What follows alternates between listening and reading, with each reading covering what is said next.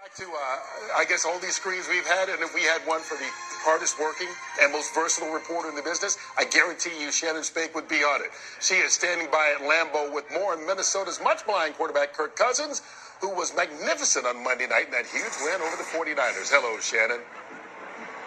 Hey there, I'll tell you what's going to be hard work is not confusing Kurt and Kirk over the next few minutes, because Kirk Cousins has certainly been putting in the work. After starting 0-3, this is a Vikings team that has now won 3 of the last 4, and according to Cousins, this is an organization that's really starting to find its identity.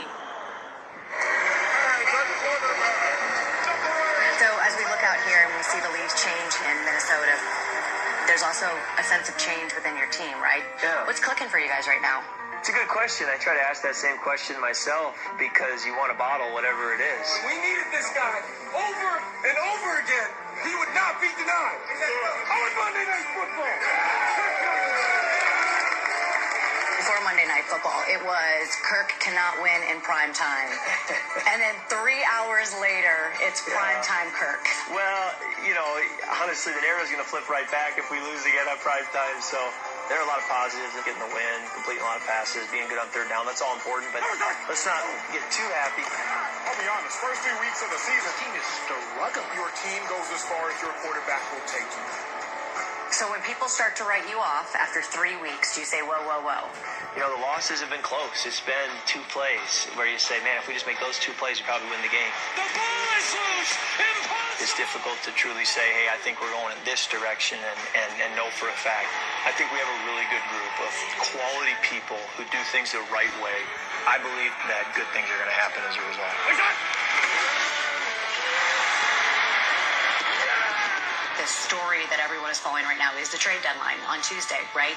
You're in control of your own destiny right now. So why is this the place where you want to finish your career? Well, when I was drafted to Washington, I had always said I'd like to be a one-team quarterback. And when it didn't work out there and I came here to Minnesota, I said, well, if I couldn't be a one-team quarterback, I'd like to be a 2-team quarterback and really be remembered as a Minnesota Viking decades from now. Yesterday is history, tomorrow's a mystery, but today is a gift.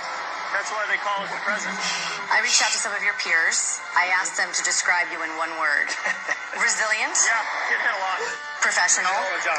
Authentic. You gotta take it, man. Nerd. I love it. Not one of these screams to me. Bare chest, diamond dripping, gold chain.